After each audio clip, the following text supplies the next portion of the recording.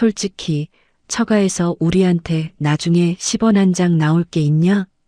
남편이 저를 보며 비웃듯 말했습니다. 자기 엄마 칠순 잔치에는 15만 원짜리 최고급 호텔 뷔페를 예약해 놓고선 평생 시장에서 반찬을 팔며 저를 키운 친정엄마 생신엔 시장통 싸구려 국밥이나 한 그릇 사드리자는 남편. 며칠 뒤 시어머니의 화려한 칠순 잔칫날, 이 오만한 남자의 헛된 인생은 지옥 밑바닥으로 곤두박질 치게 됩니다. 오늘의 사연 시작합니다. 사연이 시작하기 전 좋아요와 구독을 눌러주세요. 오늘 하루 행운과 행복이 가득하도록 기원해 드릴게요. 성우가 거실 소파에 깊숙이 기대 앉아 핸드폰 화면을 이리저리 넘기며 말했습니다. 어이, 이번 달 말에 우리 엄마 칠순인 거 안 까먹었지? 내가 아주 기가 막힌 대로 다 알아보고 예약까지 싹 마쳤어. 제가 주방에서 사과를 깎다 말고 고개를 돌려 성우를 바라보며 대답했습니다. 당연히 기억하죠. 안 그래도 이번 주말에 식당은 어디로 알아볼지 당신한테 물어보려고 했어요. 어머님 칠순인데 어디 좋은 데로 예약했어요? 성우가 핸드폰을 탁자 위에 소리나게 던지며 득의양양한 표정으로 말했습니다. 당연하지. 시내 한가운데 제일 으리으리한 팰리스 호텔 뷔페로 잡았지. 그것도 제일 크고 좋은 방으로 떡하니 예약해놨어. 제가 깎던 사과를 접시에 내려놓고 성우가 있는 거실로 걸어가며 물었습니다. 아니, 팰리스 호텔? 거긴 엄청 비싼 데잖아요. 밥값이 장난이 아닐 텐데 감당할 수 있겠어요? 성우가 턱을 뻣뻣하게 치켜들며 대답했습니다. 한 사람당 15만 원짜리 최고급 코스야. 명색이 하나뿐인 우리 어머니 칠순인데 자식된 도리로 이 정도는 당연히 팍팍 써야지. 안 그래?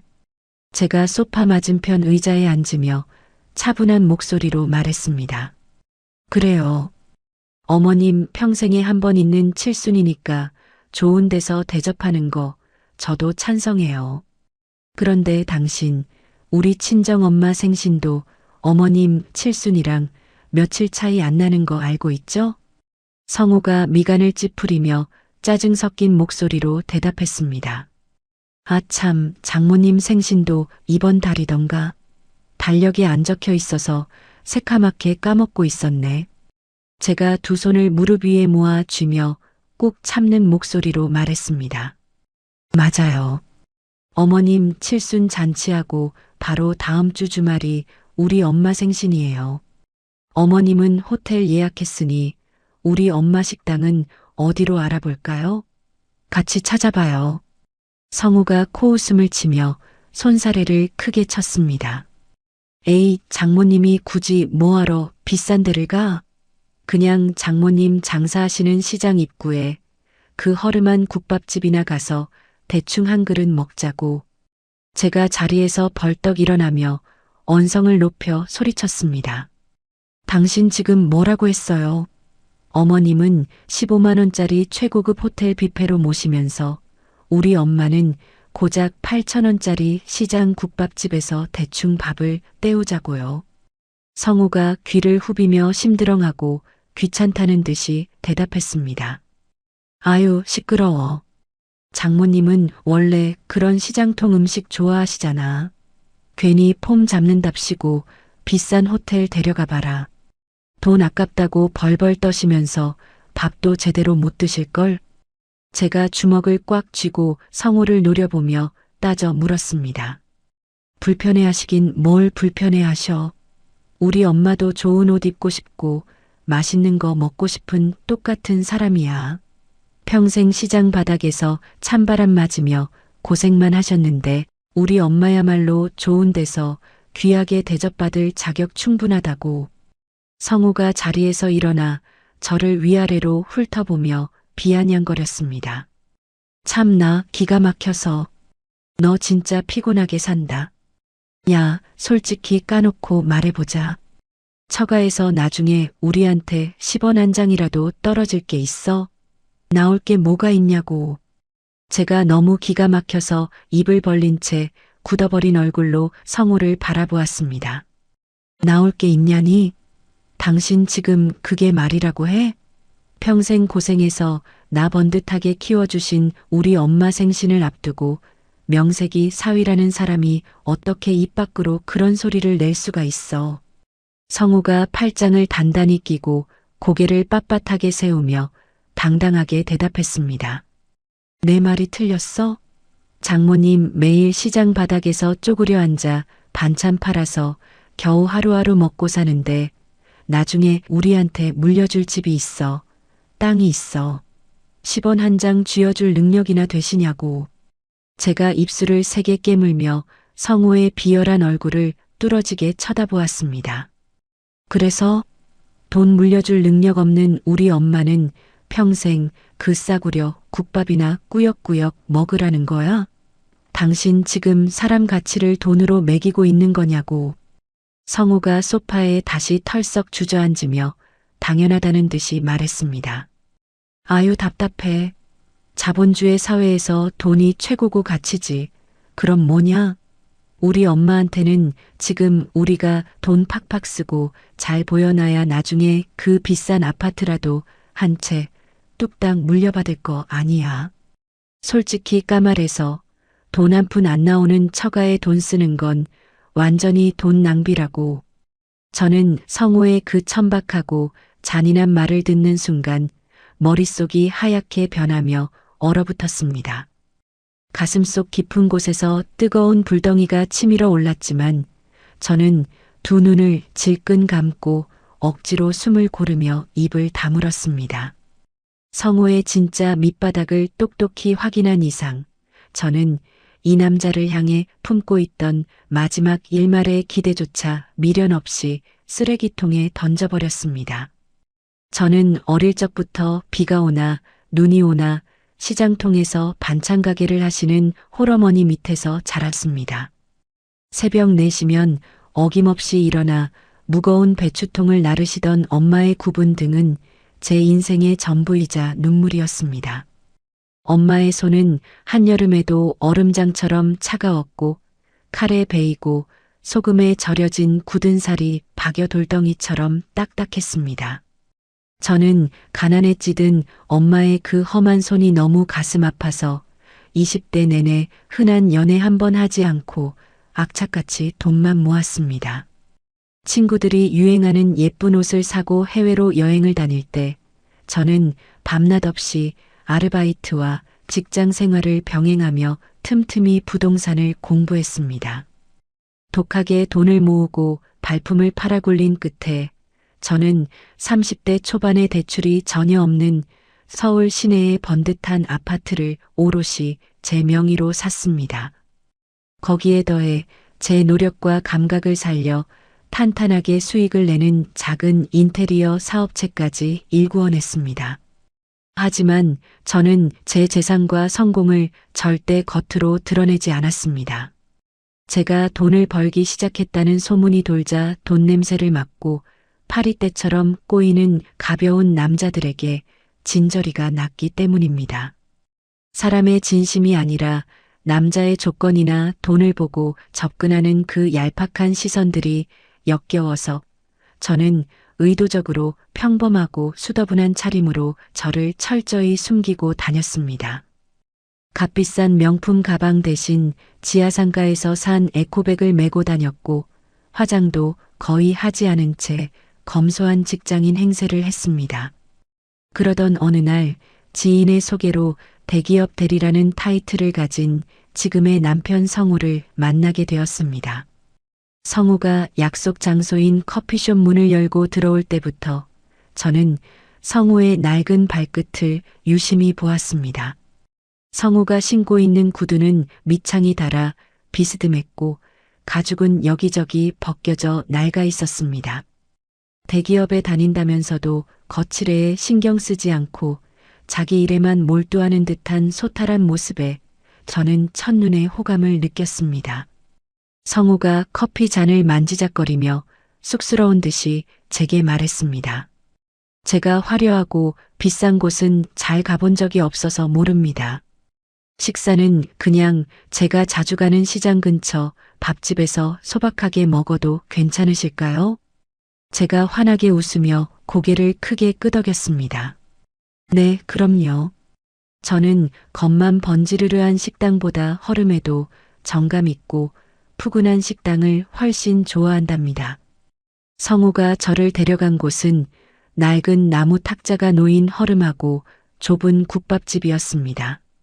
성우가 뚝배기에 담긴 뜨거운 국밥을 땀을 뻘뻘 흘리며 맛있게 먹다가 제게 말했습니다. 우리 집이 참 가난했습니다. 너무 없이 자라서 우리 엄마 낡고 해진 옷을 볼 때마다 가슴이 찢어지게 아프고 눈물이 납니다. 제가 숟가락을 내려놓고 성우의 슬픈 눈동자에 귀를 기울였습니다. 어머니께서 혼자서 고생을 참 많이 하셨군요. 지켜보는 성우 씨 마음도 참 많이 아프셨겠어요. 성우가 눈가를 붉히며 주먹을 꼭 쥐고 진지한 표정으로 대답했습니다. 네, 그래서 저는 비록 지금 가진 돈은 없어도 뼈가 부서져라 일할 겁니다. 그래서 우리 엄마 빚 다 갚아드리고 평생 호강시켜드리는 게 제 인생의 유일한 목표이자 꿈입니다. 저는 성우의 그 순박한 눈물과 효심 가득한 말에 깊은 감동을 받았습니다. 돈이나 배경보다는 사람의 성실함과 착한 마음씨가 가장 큰 무기라고 당당하게 말하는 성우를 보며 저는 과거에 가난과 싸우던 저의 모습을 보는 것 같아 강한 연민을 느꼈습니다. 비로소 가짜 조건이 아닌 진짜 제 모습을, 제 마음을 있는 그대로 껴안아줄 진실한 사람을 드디어 만났다는 완벽한 착각에 빠졌습니다.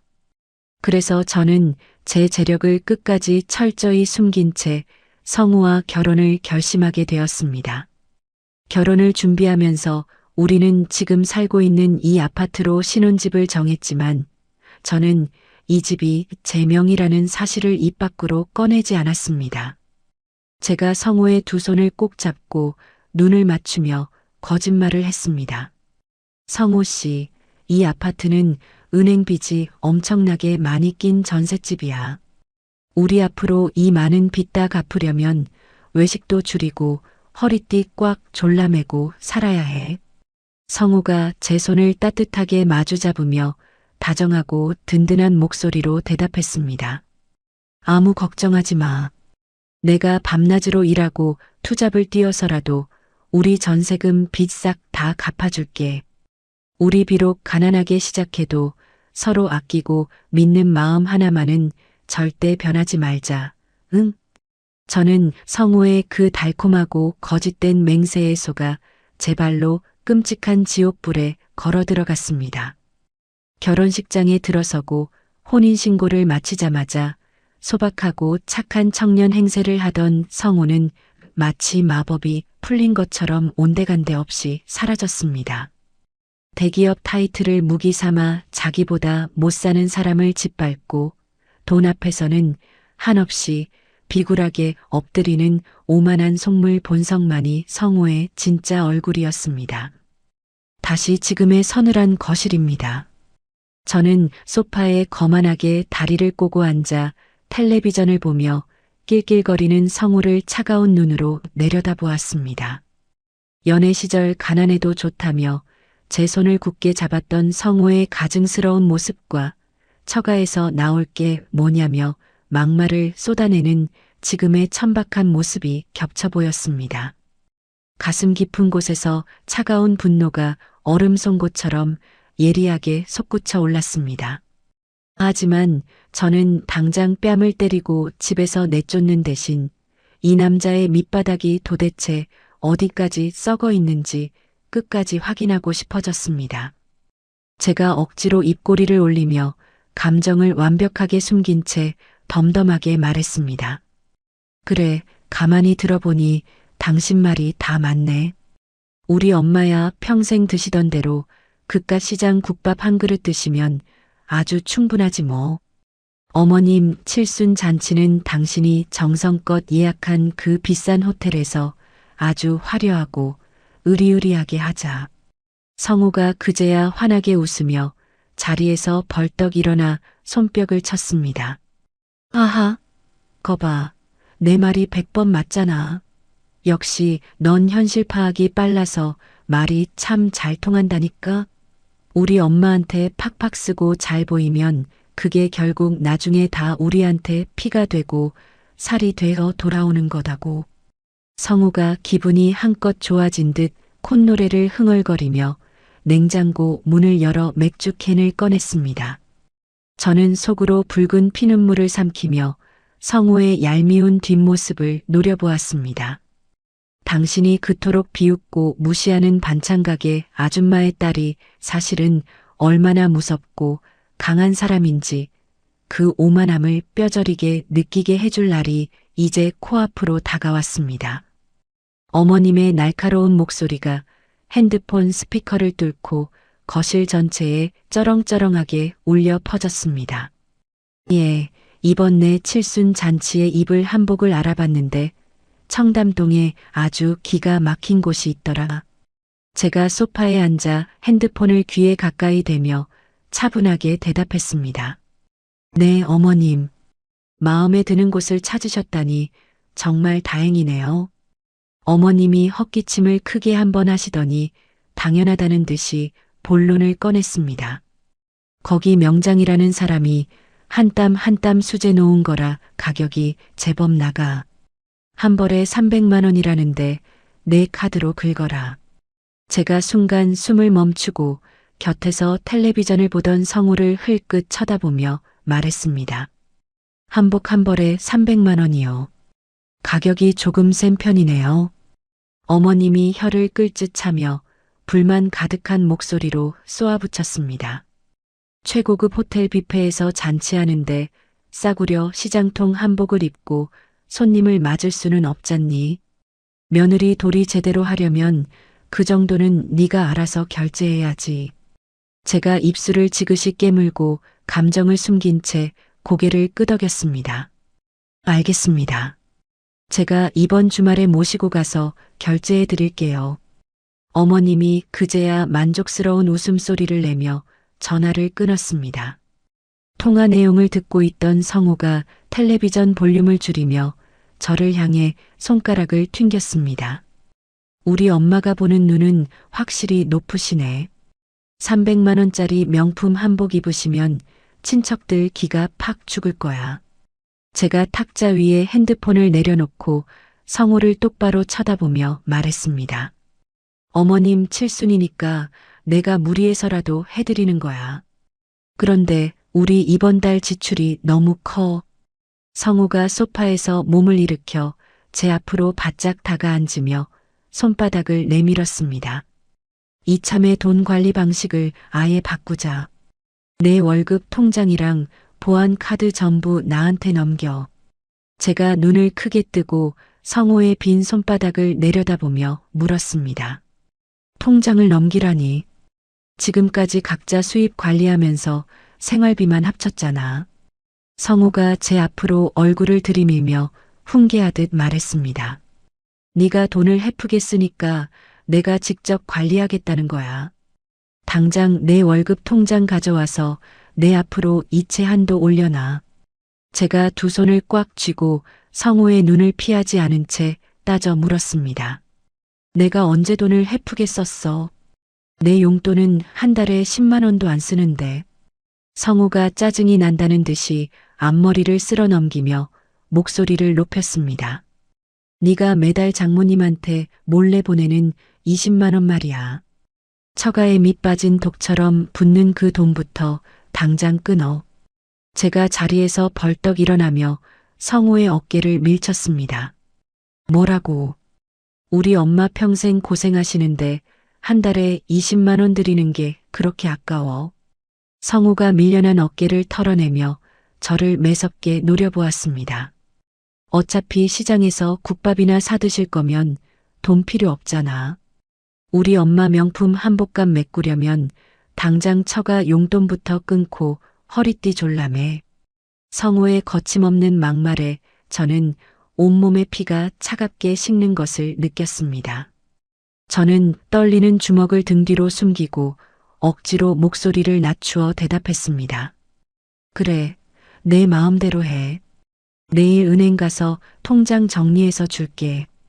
다음 날 저녁 무렵 퇴근하고 현관문을 열자마자 집 안가득 진한 간장 냄새가 진동했습니다. 거실 한가운데에는 찢어진 커다란 스티로폼 상자가 덩그러니 놓여 있었습니다. 성우가 주방 쪽에서 코를 틀어막고 인상을 팍 쓰며 걸어 나왔습니다. 아우, 이게 도대체 무슨 냄새야? 온 집안에 비린내가 진동을 하네. 제가 다급하게 스티로폼 상자 안을 들여다보며 물었습니다. 이거 우리 엄마가 보낸 택배 상자잖아. 안에 있던 반찬통들은 다 어디 갔어? 성우가 손가락으로 베란다 쪽 쓰레기통을 가리키며 역겹다는 듯이 대답했습니다. 장모님이 뭘 잔뜩 보냈길래 열어봤더니 웬 시커먼 국물에 담긴 조개들이 썩은 냄새를 풍기고 있잖아. 구역질이 나서 싹 다 쓰레기통에 버렸어. 저는 심장이 발밑으로 쿵 떨어지는 것을 느끼며 베란다로 미친 듯이 달려갔습니다. 음식물 쓰레기통 뚜껑을 열자 그 안에는 먹다 남은 커피 찌꺼기와 말라 비틀어진 귤 껍질 위로 크고 굵은 전복들이 처박혀 있었습니다. 우리 엄마가 사위 먹이겠다고 새벽 시장을 돌아다니며 가장 좋은 전복만 골라 며칠을 다리고 졸여 만든 최고급 전복장이었습니다. 딱딱하게 굳은 살이 박인 손으로 뜨거운 간장을 붓고 또 부으며 정성껏 만들었을 엄마의 구분 등이 떠올라 저는 숨을 쉴 수가 없었습니다. 제가 쓰레기통을 붙잡고 바들바들 떨고 있자 성우가 뒤따라와 짜증을 냈습니다. 아, 좀 치워. 냄새가 밴다고. 시장통에서 파는 싸구려 반찬을 왜 자꾸 집으로 보내서 사람을 귀찮게 해. 제가 천천히 고개를 돌려 쓰레기통 곁에 선 성우를 올려다보았습니다. 이게 싸구려 반찬으로 보여. 우리 엄마가 너 몸보신하라고 일주일 내내 고생해서 만든 귀한 전복장이야. 성우가 발로 쓰레기통을 툭 차며 비웃듯 대답했습니다. 전복은 무슨 시장 바닥에서 주워온 거겠지. 우리 엄마는 백화점 식품관 아니면 입에도 안 대시는데 이런 걸 어떻게 먹으라고 보내? 성우가 등을 돌려 거실로 콧노래를 부르며 걸어가는 뒷모습을 보며 저는 입술에서 피가 날 정도로 꽉 깨물었습니다. 쓰레기통에 버려진 것은 단순한 전복장이 아니라 제 인생 전부를 바쳐 존경하는 우리 엄마의 진심과 사랑이었습니다. 엄마의 거친 손을 더러운 취급하며 짓밟는 성우를 보는 순간 제 마음속에 남아있던 일말의 연민이나 애정은 완벽하게 산산조각이 났습니다.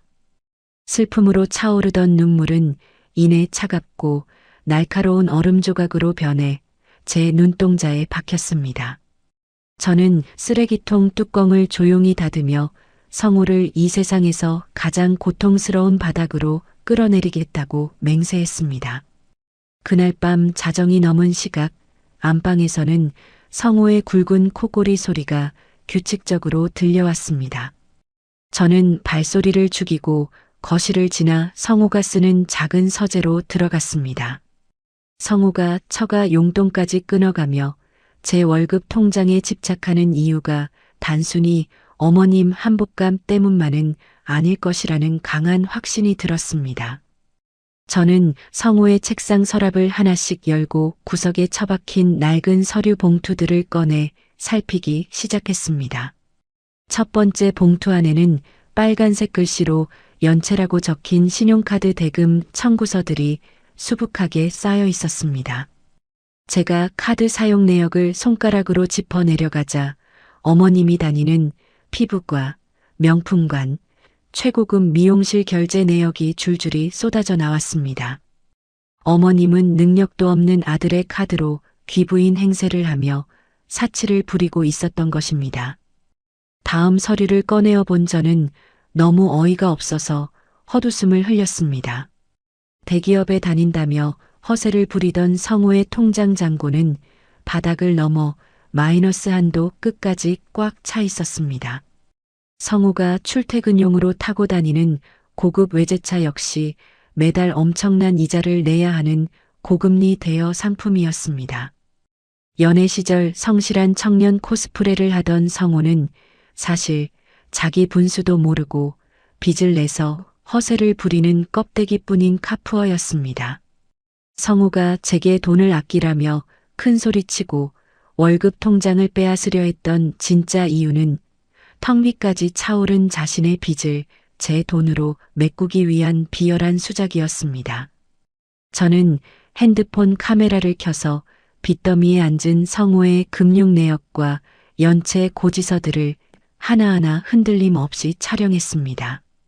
엘리트 행세를 하며 저와 친정엄마를 쓰레기 취급했던 자들의 실체가 이토록 가난하고 천박하다는 사실에 묘한 쾌감마저 들었습니다. 저는 모든 서류를 원래 있던 위치에 한치의 오차도 없이 완벽하게 돌려놓고 서랍을 닫았습니다.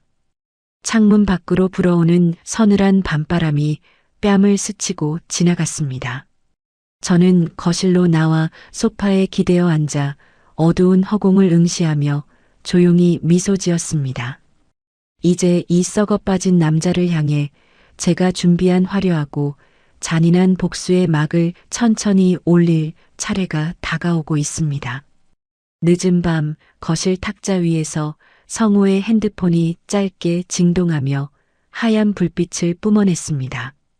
저는 소파에 기대 앉아 잡지를 넘기다 말고 반짝이는 핸드폰 화면으로 시선을 돌렸습니다.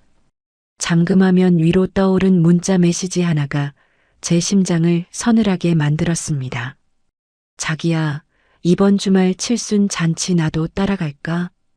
발신자 번호는 저장되어 있지 않았지만 문자의 내용은 분명하고 노골적이었습니다. 방에서 씻고 나온 성우가 젖은 머리를 수건으로 털며 콧노래를 부르고 있었습니다.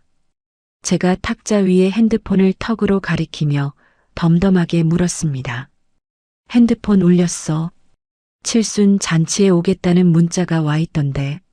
성우가 순간 수건질을 멈추고 당황한 기색을 숨기려 헛기침을 크게 했습니다.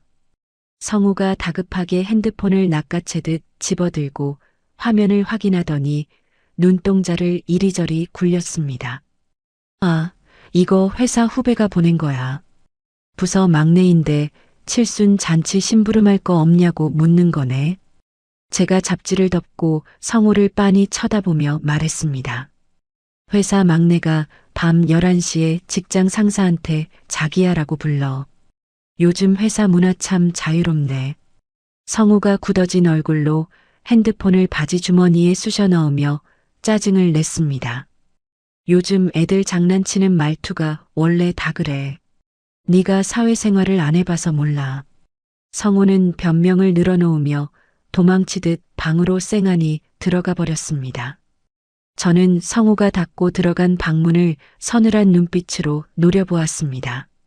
저 변명 뒤에 숨겨진 진실이 무엇인지 직감한 저는 다음 날 아침 일찍 평소 알고 지내던 흥신소 직원을 만났습니다. 저는 직원에게 성우의 사진과 회사 주소를 건네며 성우의 퇴근 후 동선을 샅샅이 뒤져달라고 의뢰했습니다. 며칠 뒤 흥신소 직원이 건네준 두툼한 갈색 서류 봉투 안에는 믿을 수 없는 사진들이 가득 들어 있었습니다. 성우가 퇴근길에 젊은 여자와 팔짱을 끼고 최고급 레스토랑에서 밥을 먹는 모습, 여자의 허리를 감싸 안고 비틀거리며 모텔 입구로 들어가는 모습, 사진 속 여자는 성우의 말대로 성우 회사 부서의 20대 막내 여직원이 맞았습니다. 직원이 건네준 USB 안에는 두 사람이 주고받은 카카오톡 대화 내용이 텍스트 파일로 빼곡히 정리되어 있었습니다. 제가 파일을 열어 대화 내용을 읽어내려가자 온몸의 피가 차갑게 식어가는 듯 했습니다. 우리 자기는 대기업 다니고 건물주 아들인데 왜 이렇게 소박해? 여자가 보낸 메시지에 성우가 의기양양하게 답장을 보냈습니다. 돈 자랑해서 뭐해? 진짜 부자는 티 안 내는 법이야. 조만간 무능한 아내 쫓아내고 우리 집에서 너랑 살자. 성우는 자신을 엄청난 재력가 집안의 아들이라고 속이고 있었고 내연녀는 그 거짓말에 철저히 속아 넘어가 있었습니다. 심지어 성우가 말한 우리 집은 제 돈으로 대출 한 푼 없이 산 제 명의의 이 아파트였습니다. 내연녀에게 자신을 대단한 부자로 포장하며 제 집을 자기 집인 양사기를 치고 있었던 것입니다. 손이 부들부들 떨렸지만 저는 마지막 파일을 열기 위해 마우스를 꽉 쥐었습니다. 그 파일에는 성우가 흥신소 직원의 눈을 피해 비밀스럽게 준비하던 서류 스캔본이 들어 있었습니다. 파일을 확인한 저는 순간 숨이 턱 막혀서 의자 등받이에 몸을 기댄 채 옴짝달싹할 수 없었습니다. 성우는 제 인감도장과 주민등록증을 몰래 훔쳐내어 부동산 담보대출 서류를 작성하고 있었습니다. 대출 대상 물건은 바로 지금 우리가 살고 있는 오로지 제 명의로 된 이 아파트였습니다. 성우는 내연녀가 꿈꾸는 네일 아트샵을 차려주기 위해 목돈이 필요했고 저를 속여 제 명의의 아파트를 담보로 불법 대출을 받으려던 중이었습니다. 사문서 위조라는 중범죄까지 저지르며 제 등에 칼을 꽂으려 한 것입니다. 과거 가난해도 좋으니 믿음만은 지키자며 순박하게 웃던 성우의 얼굴이 떠올랐습니다. 그 거짓된 미소에 속아 제 청춘과 진심을 바친 대가가 제 전 재산을 빼앗으려는 범죄로 돌아오고 있었습니다. 머릿속에서 유리가 산산조각 나는 듯한 파열음이 울렸고 저는 두 손으로 얼굴을 감싸쥐었습니다. 짐승만도 못한 놈에게 제 선의가 철저히 유린당했다는 사실에 뼈저린 고통이 밀려왔습니다. 하지만 저는 울지 않았습니다. 이 배신감과 고통을 눈물로 씻어내기엔 놈의 죄악이 너무나도 크고 역겨웠습니다. 저는 심호흡을 크게 한 번 하고 즉시 은행 애플리케이션에 접속했습니다. 제 명의로 된 모든 계좌와 부동산에 대해 본인 외거래 금지 및 대출 방지 알림 서비스를 신청했습니다. 놈이 서류를 완벽하게 위조해 대출을 시도하더라도 결코 제 아파트에서 단돈 10원도 빼갈 수 없도록 원천 차단한 것입니다. 그리고 저는 조용히 노트북을 켜고 이 모든 증거 사진과 대화 내용, 불법 대출 시도, 서류들을 차곡차곡 폴더별로 정리했습니다. 저녁이 되자 성우가 퇴근하고 콧노래를 부르며 집으로 돌아왔습니다. 성우가 양복 재킷을 벗어 소파에 던지며 기분 좋은 얼굴로 말했습니다. 이번 주말이 우리 엄마 칠순 잔치인 거 알지? 한복 결제할 카드는 준비해놨어. 제가 거실 탁자에 앉아 차를 마시며 덤덤하게 고개를 끄덕였습니다. 응, 준비해놨어. 어머님 칠순인데 한복만 해드릴 수 있나? 내가 친척들 드릴 답례품도 최고급으로 맞춰놨어. 성우가 놀란 눈으로 저를 쳐다보며 입꼬리를 실룩거렸습니다. 웬일이야? 네가 웬일로 그렇게 돈을 팍팍 써? 제가 찻잔을 내려놓고 성우의 눈을 똑바로 응시하며 대답했습니다. 어머님 평생에 한 번 있는 칠순이잖아. 내가 이 정도 며느리 노릇도 못할까봐. 성우가 제 옆으로 다가와 제 어깨를 두드리며 만족스럽게 웃었습니다. 그래, 진작에 그렇게 좀 하지. 나중에 우리 집 재산 물려받으려면 이 정도 투자는 아깝게 생각하지 마. 저는 성우의 손길을 피해 몸을 살짝 비틀며 속으로 차갑게 비웃었습니다. 성우는 제가 자신의 더러운 짓거리를 까맣게 모른 채 바보처럼 시댁에 돈을 갖다 바친다고 착각하고 있었습니다. 저는 성우가 방심의 늪에 깊이 빠져들도록 내버려 두었습니다. 놈이 가장 행복하고 기고만장해진 순간 그 화려한 잔치상 위에서 놈을 완벽하게 사형시킬 거대한 덫이 설계가 방금 끝났습니다. 어둠이 짙게 깔린 거실 창밖으로 멀리 화려한 도심의 불빛들이 일렁이고 있었습니다. 저는 성우가 벗어놓은 양복 재킷을 바닥에 밀쳐버리고 서늘한 눈으로 불빛을 노려보았습니다. 며칠 뒤 저는 대학 시절부터 저를 친동생처럼 아껴주던 박 변호사의 사무실 문을 열고 들어섰습니다. 박 변호사가 산더미처럼 쌓인 서류 더미 사이에서 고개를 들고 환하게 웃으며 저를 반겼습니다. 야, 이게 누구야? 얼굴 보기가 하늘의 별 따기네. 그동안 잘 지냈어. 저는 박 변호사의 밝은 얼굴을 보자마자 참아왔던 감정이 북받쳐 올라 자리에 주저앉듯 앉았습니다. 제가 가방에서 흥신소 직원이 건네준 갈색 봉투를 꺼내어 박 변호사 책상 위에 조용히 올려놓았습니다. 언니, 나 남편한테 철저하게 속았어. 성우 그 인간 완전 쓰레기였어. 박 변호사가 의아한 표정으로 서류 봉투를 열어 내용물을 확인하기 시작했습니다. 사진과 카톡 대화 내용, 그리고 불법 대출 위조 서류를 훑어내려가는 박 변호사의 얼굴이 점차 붉게 달아올랐습니다.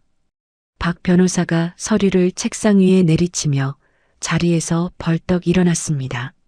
미친 새끼 아니야. 바람 피운 것도 모자라서 4명의 아파트를 담보로 사문서 위조 대출을 시도해. 이건 명백한 중범죄야. 제가 고개를 숙이고 떨리는 목소리로 대답했습니다. 가난해도 좋다던 놈이라 내 집인 거 숨기고 전세라고 속였거든.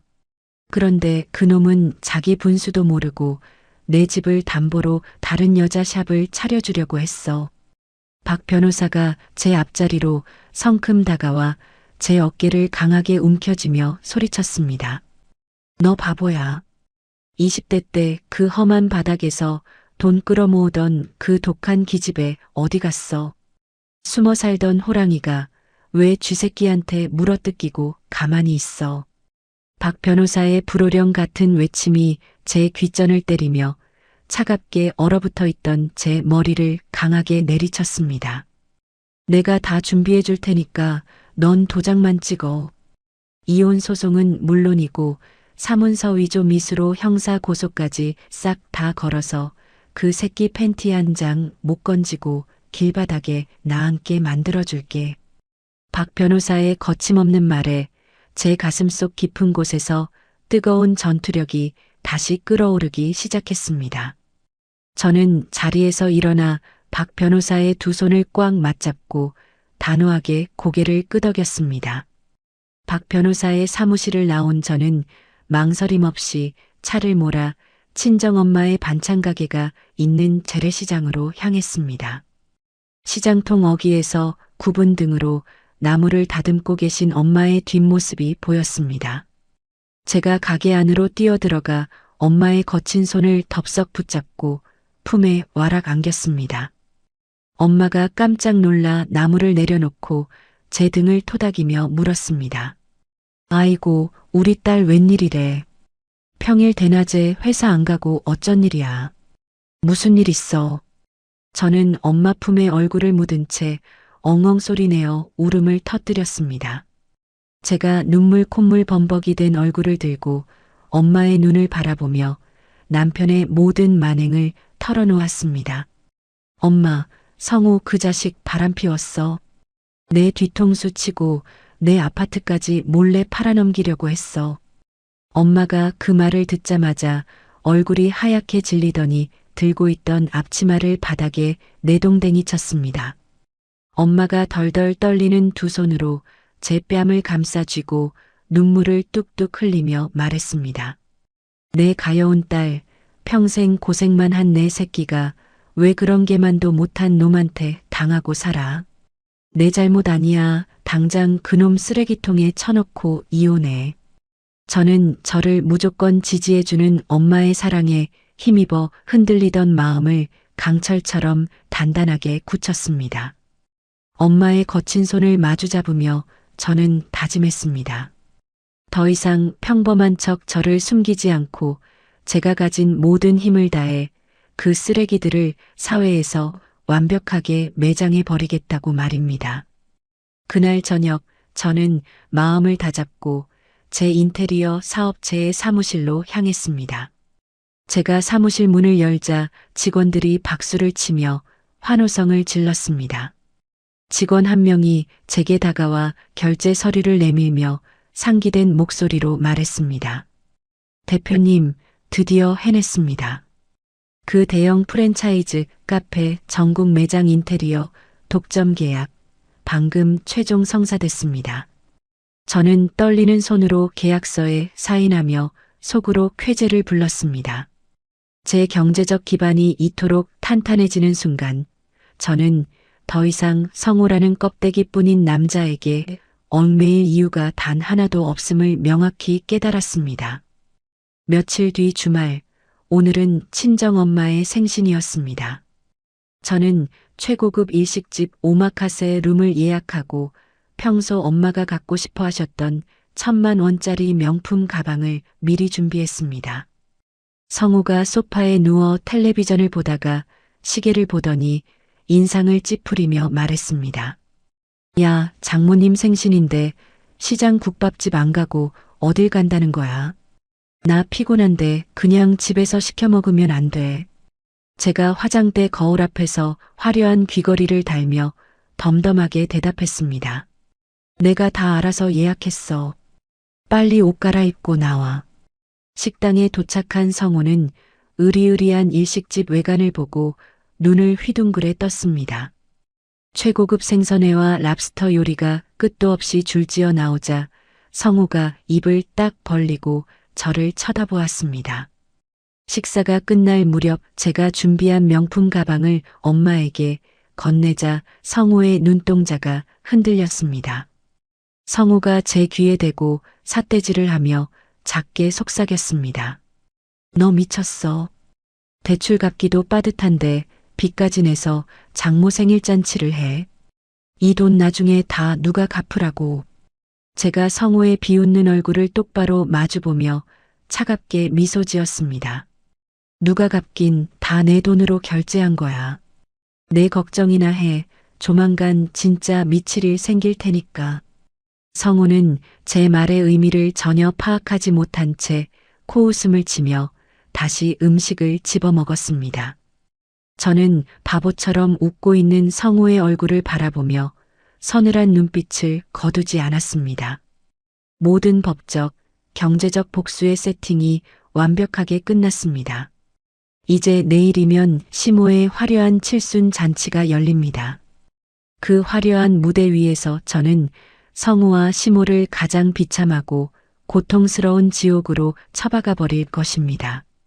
주말 오후 시내 중심가에 위치한 팰리스 호텔의 가장 큰 프라이빗 룸은 화려한 샹들리에 불빛으로 눈이 부셨습니다. 룸 안에는 성우의 친가와 외가 친척 수십 명이 모여 웅성거리며 어머님의 칠순을 축하하고 있었습니다. 어머님은 제 카드로 긁은 300만 원짜리 명품 수제 한복을 차려입고 상석에 앉아 거만하게 웃고 계셨습니다. 성우가 친척들 사이를 돌아다니며 어깨를 으쓱거리고 큰 목소리로 떠들었습니다. 우리 엄마 한복 참 곱죠? 제가 이번에 큰맘 먹고 청담동 최고급 명장한테 직접 맞춰드렸습니다. 친척 어른 한 분이 성우의 등을 두드리며 칭찬했습니다. 성우가 대기업 다니더니 돈을 아주 갈퀴로 긁어 모으나 보네.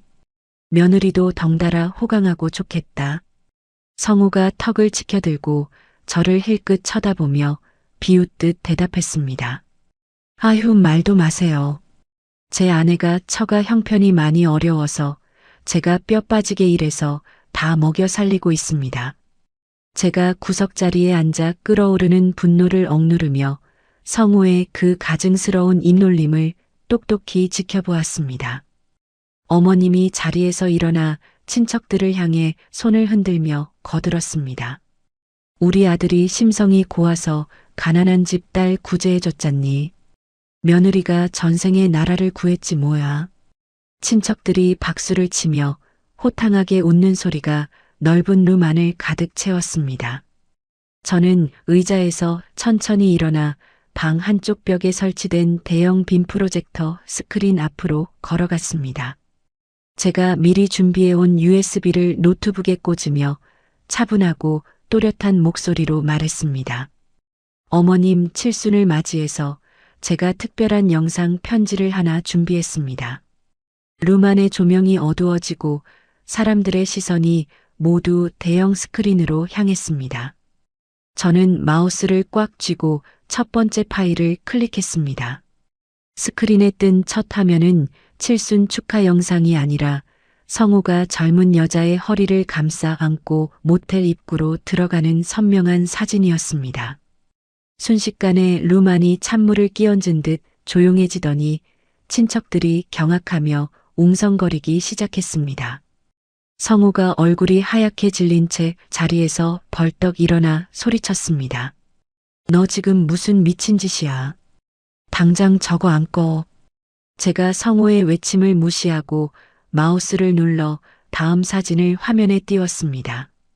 이번에는 성우와 내연녀가 주고받은 카카오톡 대화 내용이 스크린을 가득 채웠습니다.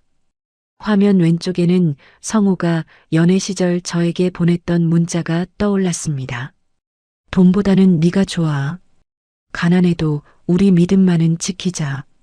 그리고 화면 오른쪽에는 성우가 며칠 전 내연녀에게 보낸 문자가 붉은색 밑줄과 함께 나타났습니다.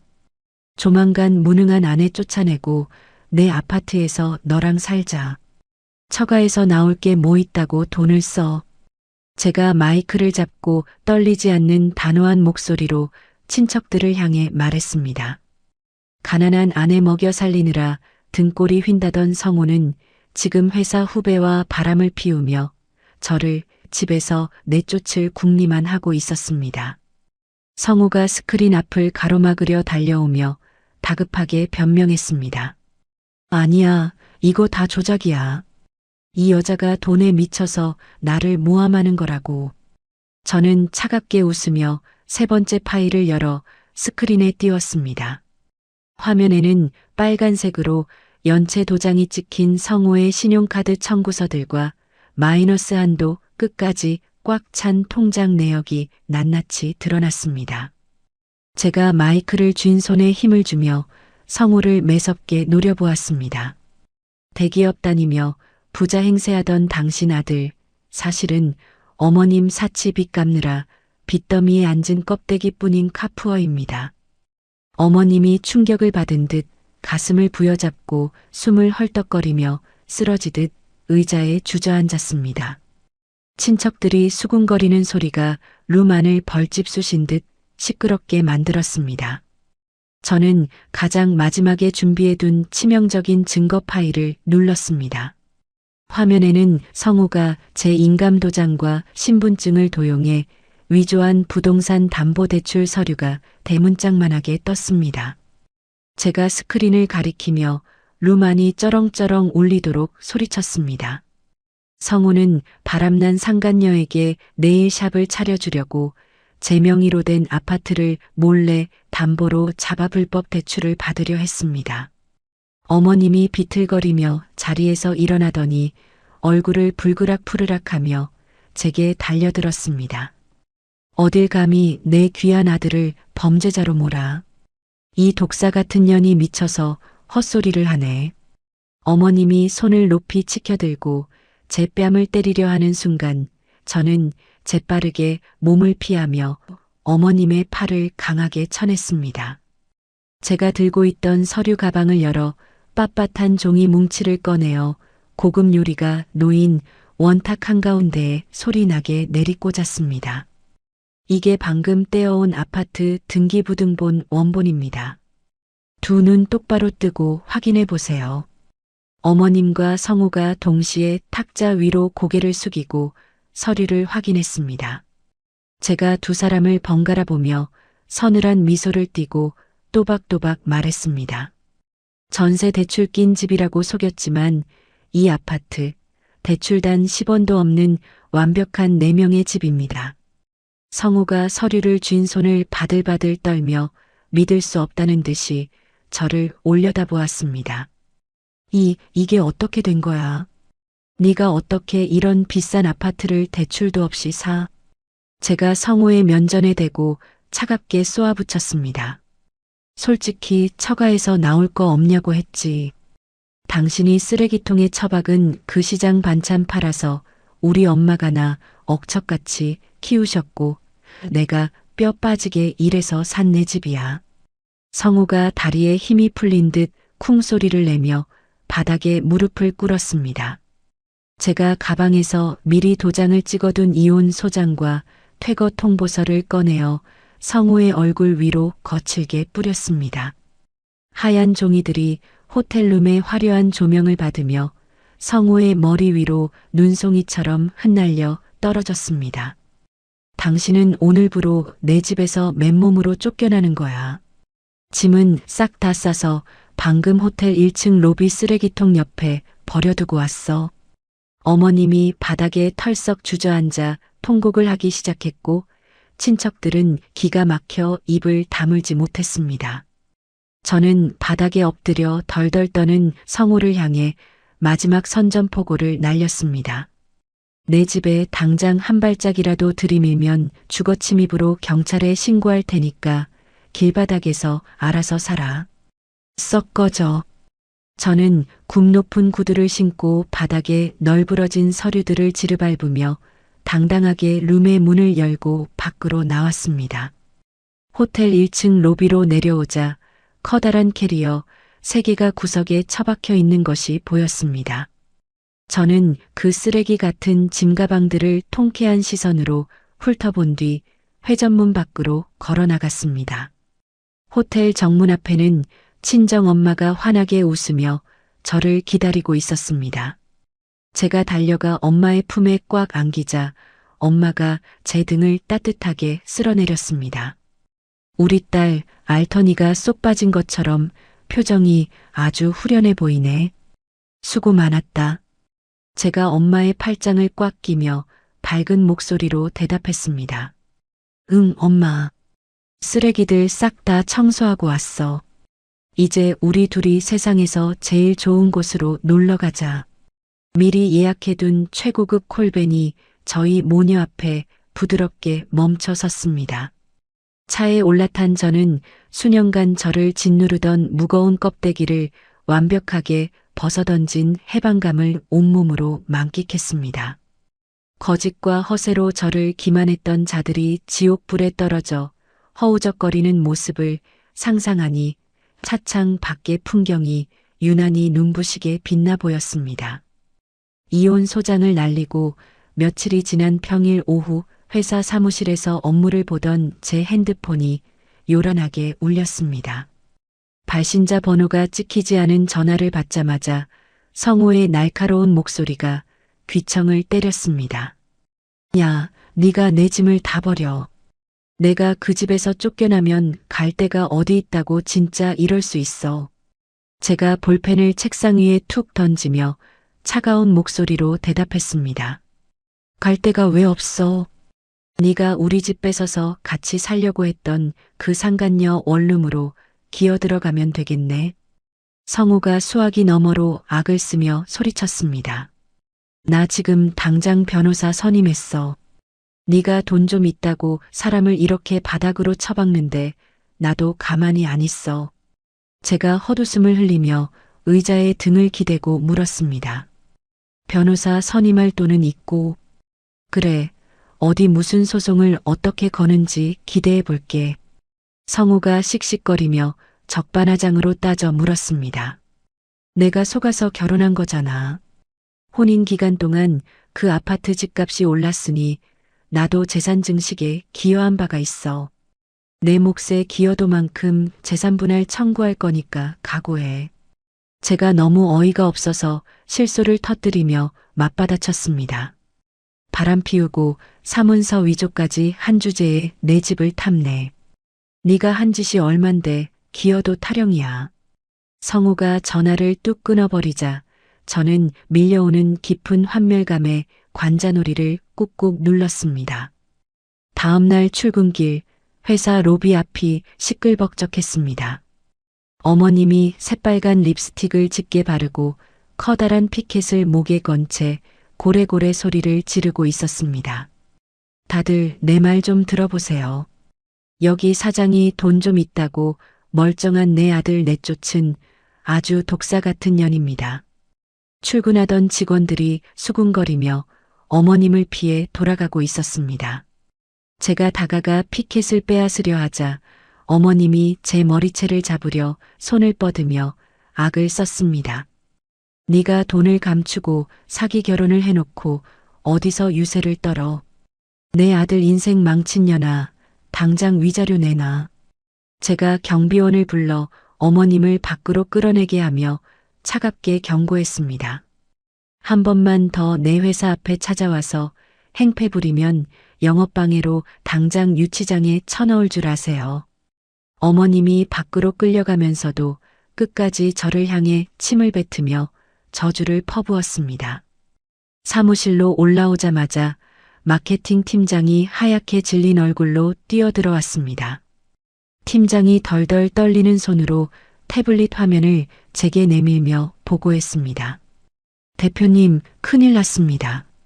저희 회사 홈페이지 게시판에 익명으로 악성 루머 글이 수백 개나 도배되고 있습니다. 제가 화면을 확인해 보니 여기 대표가 직원들한테 갑질하고 협력업체 대금을 떼먹는다는 허위 사실이 악의적으로 적혀 있었습니다. 이것뿐만이 아닙니다. 며칠 전 성사된 대형 프랜차이즈 계약건 관련해서 그쪽 본사로 투서가 들어갔다고 합니다.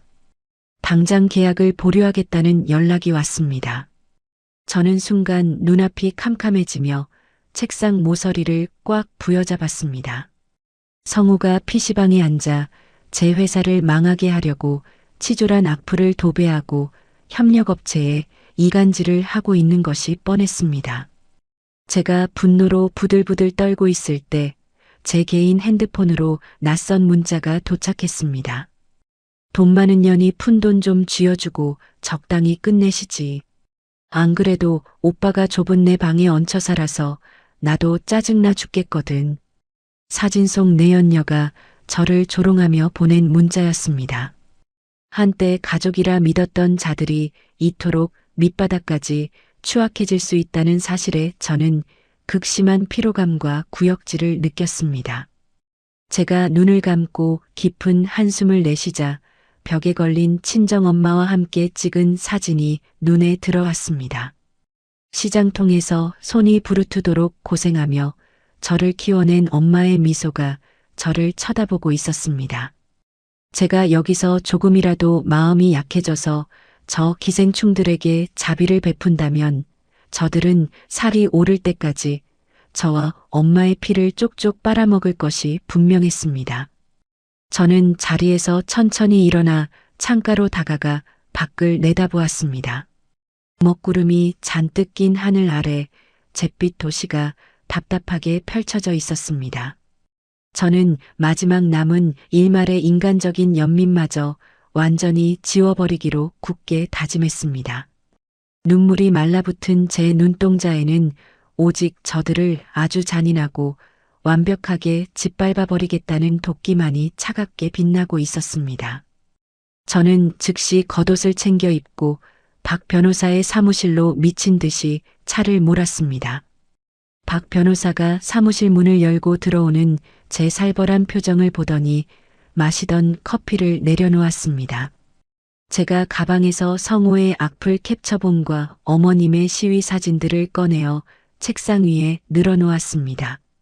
언니, 성우랑 그 시어머니가 내 회사까지 건드리면서 미쳐 날뛰고 있어. 나 이제 안 참아. 박 변호사가 사진들을 훑어보더니 매서운 눈빛으로 고개를 끄덕였습니다. 아주지 무덤을 포클레인으로 깊게 파고 있네. 명예훼손, 업무방해, 사문서 위조 미수까지 싹 다 묶어서 내일 아침 당장 형사고소장 접수할게. 제가 가방 속 깊은 곳에서 구겨진 영수증 뭉치를 꺼내어 조심스럽게 박 변호사 앞으로 밀었습니다. 이 영수증들은 며칠 전 제가 성우의 방 서랍을 털 때 사진 찍어둔 카드 결제 내역 중 일부였습니다. 이거 성우가 그 상간녀한테 명품 가방 사주고 호텔 예약할 때 쓴 결제 내역이야. 박 변호사가 영수증을 자세히 들여다보더니 눈을 번쩍 뜨며 소리쳤습니다. 이거 개인 카드가 아니라 성훈의 회사 법인카드 번호잖아. 미친놈이 여자 꼬시려고 회사 돈을 횡령했네. 제가 입꼬리를 차갑게 말아 올리며 만족스러운 듯이 대답했습니다. 맞아. 그 자식 빈털털이라 자기 돈으로는 여자한테 돈 못 써. 이 횡령 증거들 깔끔하게 정리해서 내일 성우 회사 감사실에 다이렉트로 투서해줘. 박 변호사가 제 어깨를 강하게 치며 통쾌하다는 듯이 활짝 웃었습니다. 역시 넌 독할 때가 제일 예뻐. 그 새끼 밥줄 끊어놓는 건 시간 문제야. 내가 오늘 밤새워서라도 완벽하게 엮어줄 테니까 넌 가서 두 다리 뻗고 자. 저는 박 변호사의 든든한 다짐을 들으며 사무실을 나섰습니다.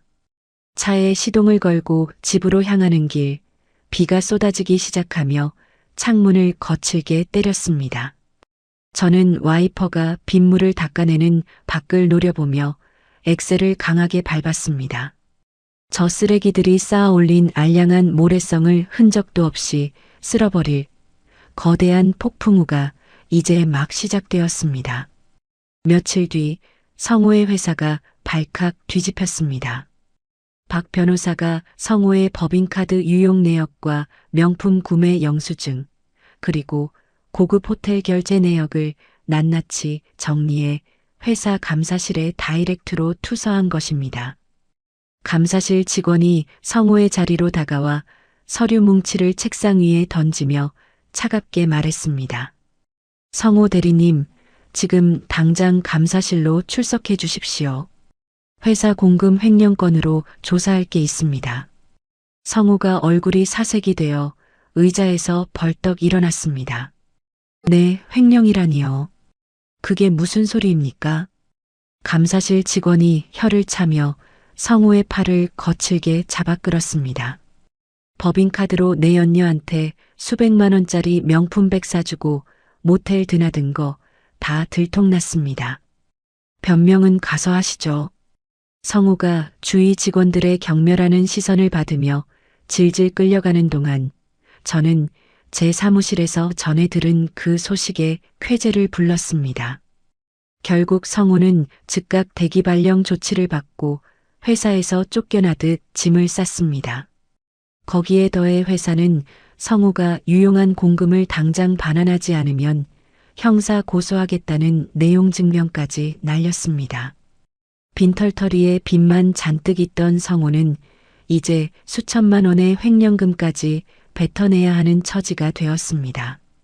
같은 날 저녁 내 연녀의 비좁은 원룸 안에서 찢어질 듯한 고함 소리가 터져 나왔습니다. 내 연녀가 성우가 끌고 들어온 낡은 캐리어에 발길질을 하며 악을 썼습니다. 미친놈아, 대기업 다니는 건물주 아들이라며. 빚쟁이의 횡령범 주제에 어디서 나한테 사기를 쳐. 성우가 내 연녀의 바짓가랑이를 붙잡고 바닥에 무릎을 꿇은 채 눈물 콧물을 흘리며 매달렸습니다. 자기야, 내가 정말 몰라서 그랬어. 우리 아내가 이렇게 독한 년인 줄 몰랐단 말이야. 나갈 데가 없으니까 며칠만 재워줘. 내 연녀가 성우의 손을 징그럽다는 듯이 매몰차게 뿌리치고 현관문을 활짝 열어젖혔습니다. 어딜 징그럽게 손을 대. 넌 이제 쓰레기야. 당장 내 집에서 안 꺼지면 경찰 부를 거야. 성우의 짐가방이 복도로 내동댕이 쳐졌고 문이 쾅 닫히며 굳게 잠겼습니다. 돈과 직장, 그리고 자신을 떠받들던 여자까지 모든 것을 잃은 성우는 원룸 복도에 털썩 주저앉아 짐승처럼 울부짖었습니다. 이 소식은 며칠 뒤 심부름센터 직원을 통해 제 귀에 고스란히 들어왔고 저는 통쾌한 조소를 흘렸습니다. 제 회사 앞 상황도 완벽하게 정리되었습니다. 제가 고용한 덩치 큰 사설 경호원 2명이 회사 로비 입구를 철통같이 지키고 섰습니다. 어머님이 다시 피켓을 들고 회사 앞에 나타나자 경호원들이 무서운 얼굴로 다가가 어머님의 양팔을 붙잡았습니다. 어머님이 발버둥 치며 악을 쓰자 경호원 중 한 명이 캠코더를 들이밀며 단호하게 경고했습니다. 이미 법원에서 접근 금지 가처분 명령 떨어졌습니다. 한 발짝만 더 오시면 지금 당장 현행범으로 체포하겠습니다. 어머님이 캠코더와 경호원들의 무서운 기세에 눌려 덜덜 떨며 뒤로 물러섰습니다. 이건 나라. 내 발로 갈 테니까 나. 어머님은 바닥에 떨어진 피켓을 주울 생각도 못한 채 혼비백산하여 도망쳤습니다. 이후 어머님은 빚더미에 앉은 아들 때문에 충격을 받아 쓰러지셨지만 돈이 없어 친척들에게 병원비를 빌리러 다니다 완벽하게 의절당하는 비참한 신세가 되었습니다. 몇 달 뒤 열린 재산분할 및 이혼 소송 재판정은 제 승리의 화려한 무대였습니다. 판사가 안경을 고쳤으며 성우와 제가 제출한 서류들을 번갈아 쳐다보았습니다.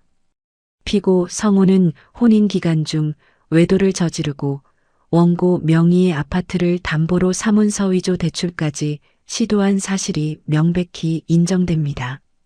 성우의 변호사는 성우의 거듭된 거짓말과 횡령 전력에 질려 이미 사임해버렸고 성우는 홀로 피고석에 앉아 고개를 푹 숙이고 있었습니다. 판사가 단호한 목소리로 판결봉을 두드리며 선고했습니다. 따라서 피고가 주장하는 재산 증식 기여도는 0%로 기각합니다. 오히려 피고의 악질적인 유책 사유가 크므로 피고는 원고에게 위자료 5천만 원을 지급하라. 판결봉 소리가 탕탕탕 울려 퍼지는 순간 저는 자리에서 일어나 방청석에 앉아있던 박 변호사와 뜨거운 포옹을 나누었습니다. 재판정을 걸어 나오는 저를 성우가 비틀거리며 쫓아왔습니다. 여보, 제발 한 번만 살려줘. 내가 위자료 갚을 돈이 어딨어. 나 진짜 죽을 것 같아. 제가 성우의 애원을 벌레 보듯 무시하며 차갑게 쏘아붙였습니다. 솔직히 처가에서 나올 거 없다며. 이제 넌 나한테서 나올 위자료 명세서나 평생 구경하면서 길바닥에서 썩어가. 저는 뒤도 돌아보지 않고 법원 계단을 꼿꼿하게 걸어 내려왔습니다. 모든 돈줄이 막히고 빚쟁이들에게 쫓기게 된 성우는 결국 고시원 월세조차 내지 못해 찜질방을 전전하는 끔찍한 알거지 신세로 전락했습니다. 거짓과 얄팍한 계산으로 남을 짓밟으려던 자들의 성이 한 줌의 모래알처럼 흔적도 없이 바스라지는 것을 저는 차갑고 여유롭게 지켜보았습니다. 먹구름이 거친 맑은 하늘 위로 저의 찬란한 진짜 인생이 비로소 눈부시게 열리고 있었습니다. 장마철 폭우가 세차게 쏟아지며 아스팔트 바닥을 매섭게 때리는 한밤중이었습니다. 제가 커다란 검은색 우산을 쓰고 아파트 공동현관 앞으로 걸어가자 어두운 가로등 불빛 아래에 웅크린 그림자가 보였습니다. 흙탕물을 뒤집어 쓰고 머리부터 발끝까지 흠뻑 젖은 성우가 차가운 대리석 바닥에 바짝 엎드려 있었습니다. 성우가 제 또각거리는 구두 발소리를 듣고는 흠칫 놀라며 고개를 번쩍 치켜들었습니다. 빗물과 눈물, 콧물이 뒤범벅된 성우의 얼굴은 며칠을 굶은 떠돌이 개처럼 앙상하게 말라비틀어져 있었습니다. 성우가 바닥에서 기어오듯 다가와 제 발목을 두 손으로 꽉 부여잡고 목 놓아 오열하기 시작했습니다. 여보, 내가 진짜 잘못했어. 제발 한 번만, 딱 한 번만 나 좀 살려줘. 제가 미간을 심하게 찌푸리며 한 걸음 뒤로 물러서서 성우의 젖은 손을 구두코로 강하게 쳐냈습니다. 여보라는 역겨운 소리 입에 담지 마. 우리는 서류 정리 다 끝난 남남이고 넌 내게 위자료 5천만 원을 뱉어내야 할 채무자일 뿐이야. 성우가 밀려난 손을 다시 모아 쥐고 바닥에 이마를 찌우며 싹싹 빌었습니다. 내가 잠시 돈에 미쳐서 눈이 멀었었어. 하지만 우리 처음 만났던 그 시장 국밥집에서 내 손 잡았던 내 순수했던 마음만은 진짜였어. 제가 우산을 고쳐쥐고 발버둥 치는 성우를 벌레 보듯 차갑고 매섭게 내려다보았습니다. 순수했던 마음이라고. 4명의 아파트 몰래 팔아넘기고 어린 여자랑 바람 피우면서 내 돈 훔친 게 네가 말하는 순수함이야. 성우가 빗물을 꿀꺽 삼키며 컥컥거리는 갈라진 목소리로 다시 애원했습니다. 내가 지금 이대로 가면 찜질방 갈 돈도 없어서 길바닥에서 비 맞고 굶어 죽어. 제발 이 집에 다시 한 번만 들어가게 해줘. 제가 헛웃음을 차갑게 흘리며 성우의 정수리를 뚫어지게 노려보았습니다. 네가 길바닥에서 얼어 죽든 굶어 죽든 이제 나랑은 단 10원어치도 상관없는 일이야. 성우가 땅바닥을 주먹으로 내리치며 피를 토하듯 소리쳤습니다. 내가 정말 다 포기하고 바닥부터 닦을게. 밥만 먹여주면 평생 내 발밑에서 노예처럼 개처럼 시키는 대로 다 할게.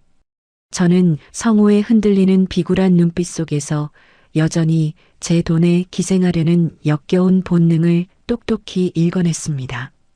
제가 입꼬리를 비틀어 올리며 서늘하고 잔인하게 미소 지었습니다. 내 입으로 똑똑히 말했지. 솔직히 처가에서 나올 거 뭐 있냐고.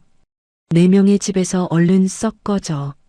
성우가 입을 떡 벌리고 멍한 표정으로 빗물 고인 바닥에 털썩 주저앉았습니다. 저는 단 한치의 망설임이나 흔들림 없이 차갑게 등을 돌려 공동현관 비밀번호를 꾹꾹 눌렀습니다. 투명한 유리문이 스르륵 닫히는 너머로 성우가 양손으로 머리를 쥐어뜯으며 짐승처럼 절규하는 모습이 보였습니다. 저는 빗물이 묻은 구두 끝을 현관 매트에 가볍게 털어내고 당당하게 엘리베이터에 올라탔습니다. 그날 이후 계절이 2번 바뀌고 선선한 바람이 부는 가을이 되었습니다.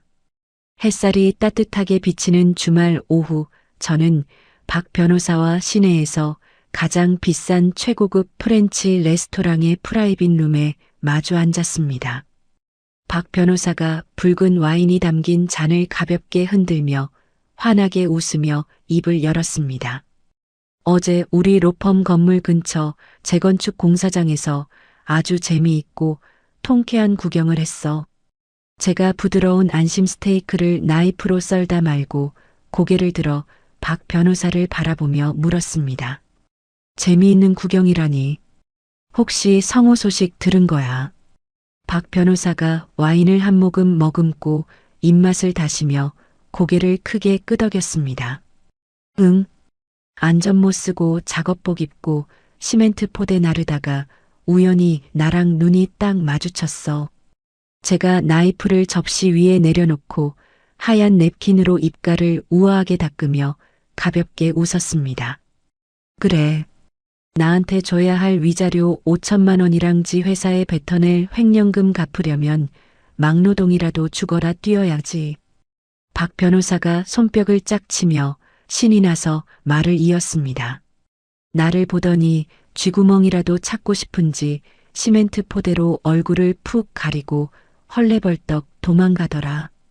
빚쟁이들한테 하도 시달려서 얼굴이 반쪽이 됐어. 제가 포크를 들어 신선한 연어 샐러드를 집어먹으며 덤덤한 목소리로 물었습니다. 어머님 소식은 혹시 아는 거 없어? 병원비 없어서 친척들한테 매일 돈 빌려달라고 전화 돌리신다는 얘기까지는 들었는데. 박 변호사가 통쾌하다는 듯이 소리내어 크게 웃으며 대답했습니다.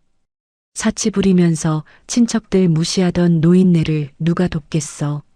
아들이 전과자의 알거지가 됐으니 친척들한테 완벽하게 의절당하고 단칸방으로 쫓겨났대. 제가 와인잔을 들어 올리며 박 변호사를 향해 맑은 소리가 나도록 건배를 제의했습니다. 아주 정확하게 뿌린 대로 거두는 완벽한 결말이네. 언니 덕분에 내 인생에 낀 가장 큰 쓰레기들을 아주 깔끔하게 치웠어. 박 변호사가 제 잔에 자신의 잔을 맞부딪히며 든든한 목소리로 화답했습니다. 네가 정신 똑바로 차리고 칼을 갈았으니까 이긴 거야. 앞으로는 똥파리들 꼬이지 않게 내 잘난 모습 마음껏 드러내면서 살아. 저는 최고급 코스 요리를 여유롭게 즐기며 마음속 깊은 곳까지 맑게 정화되는 기분을 느꼈습니다. 거짓과 허세로 저를 짓밟고 제 돈을 탐내던 자들은 완벽하게 지옥 밑바닥으로 곤두박질 쳤습니다. 식사를 마치고 레스토랑에서 나온 저는 차를 몰아 곧장 친정엄마의 낡은 반찬 가게가 있는 시장으로 향했습니다. 엄마가 목이 늘어난 티셔츠에 낡은 앞치마를 두르고 쪼그려 앉아 산더미처럼 쌓인 마늘을 까고 있었습니다. 제가 가게 안으로 성큼성큼 들어가 엄마의 거친 손에서 마늘 바구니를 빼앗아 탁자 위에 올려놓았습니다. 엄마, 당장 앞치마 벗어. 이 지긋지긋한 시장 가게 오늘부로 완전히 영원히 접는 거야. 엄마가 깜짝 놀라 두 눈을 동그랗게 뜨고 자리에서 벌떡 일어나며 저를 쳐다보았습니다. 아이고, 갑자기 가게를 왜 접어? 평생 내 손으로 돈 벌던 사람인데 내가 집에서 가만히 놀면 무슨 재미로 사니? 제가 핸드폰 갤러리를 켜서 어제 새로 계약한 1층의 넓은 상가와 으리으리한 신축 아파트 사진을 엄마 눈앞에 보여주었습니다. 내가 엄마 이름으로 번화가에 있는 번듯한 1층 상가랑 전망 좋은 새 아파트 샀어. 이제 시장 바닥에서 고생하지 말고 깨끗한 새 가게에서 사장님 소리 들으면서 장사해. 엄마가 핸드폰 화면을 뚫어지게 들여다보더니 거친 두 손을 바들바들 떨며 붉어진 눈시울로 저를 쳐다보았습니다. 이게 다 내 거라고. 네가 무슨 돈이 그렇게 많아서 이런 수십억짜리 큰 건물을 샀어. 제가 엄마의 굽은 어깨를 양팔로 꽉 끌어안으며 세상을 다 가진 것처럼 환하게 웃었습니다. 내 인테리어 사업이 전국적으로 대박이 나서 큰 돈 벌었어. 그동안 나 홀로 키우느라 뼈 빠지게 고생한 우리 엄마, 이제 남은 평생 돈 걱정 없이 화려한 공주님처럼 살아. 엄마가 제품에 깊이 안겨 어린아이처럼 엉엉 소리내어 울며 제 등을 연신 토닥이셨습니다. 그로부터 며칠 뒤 저는 엄마와 함께 시내에서 가장 화려한 최고급 백화점 명품관을 나란히 걸었습니다. 엄마가 목에 반짝이는 다이아몬드 목걸이를 걸고 화려한 실크 원피스를 입은 채 전신 거울 앞에서 수줍게 미소 지었습니다. 제가 엄마의 주름진 손을 따뜻하게 꽉 잡고 거울 속에 비친 우리 모녀의 눈부신 모습을 자랑스럽게 바라보았습니다. 우리 엄마 꾸며놓으니까 진짜 세상에서 제일 예쁘다. 앞으로 매주 주말마다 나랑 최고급 호텔 뷔페 가고 백화점 VIP 라운지에서 쇼핑만 하면서 살아. 엄마가 눈가에 맺힌 기쁨의 눈물을 소매로 닦아내고 제 볼에 가볍고 따뜻하게 입을 맞추었습니다. 고맙다 내 귀한 딸. 네가 내 인생의 가장 큰 훈장이고 최고의 보물이야. 저는 그날 이후로 더 이상 가난하고 평범한 척 저를 꽁꽁 숨기지 않습니다. 제가 가진 능력과 막강한 재력을 마음껏 세상에 펼치며 인테리어 회사를 더욱 거대하고 탄탄하게 키워가고 있습니다. 얄팍한 조건으로 사람의 가치를 재고 거짓으로 저를 기만했던 짐승만도 못한 자들은 파멸의 늪에서 평생 썩어갈 것입니다. 침묵 속에서 실력을 키우고 묵묵히 정직하게 땀 흘려온 저는 이제 완벽하고 찬란한 저만의 눈부신 무대 위를 당당하게 걷고 있습니다. 지금까지 제 긴 이야기를 들어주셔서 진심으로 감사합니다. 사람의 진심보다 겉으로 보이는 조건과 돈을 우선시했던 전 남편과 시댁 식구들은 결국 자신들의 그 얄팍한 욕심과 기만 때문에 모든 것을 잃고 비참한 최후를 맞이했습니다. 사랑 하나만 믿고 제 진짜 모습을 꽁꽁 숨긴 채 헌신했던 지난 시간들이 억울하고 원통할 때도 있었지만 그 끔찍했던 배신감 덕분에 저는 제 안에 숨어있던 강인함을 깨달을 수 있었습니다. 무엇보다 평생 시장 바닥에서 굳은 살 박인 손으로 저를 키워주신 우리 엄마의 눈물을 닦아드리고 진짜 호강을 시켜드릴 수 있게 되어 얼마나 다행인지 모릅니다. 진정한 가치와 행복은 남에게 보여주기 위한 얄팍한 허세나 포장에 있는 것이 아니라 묵묵히 땀 흘려 일군 정직함과 가족을 진심으로 아끼는 사랑 속에 있다는 것을 이제는 너무나도 잘 압니다. 앞으로도 저는 껍데기뿐인 남의 시선에 얽매이지 않고 제 능력과 재력을 당당하게 펼치며 엄마와 함께 눈부시게 찬란한 인생 제2막을 살아가려고 합니다.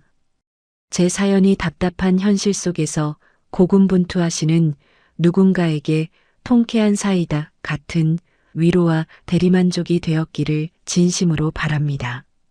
이야기를 끝까지 들어주신 분이 계시다면 잘 들었다고 댓글 하나만 남겨주세요. 감사합니다.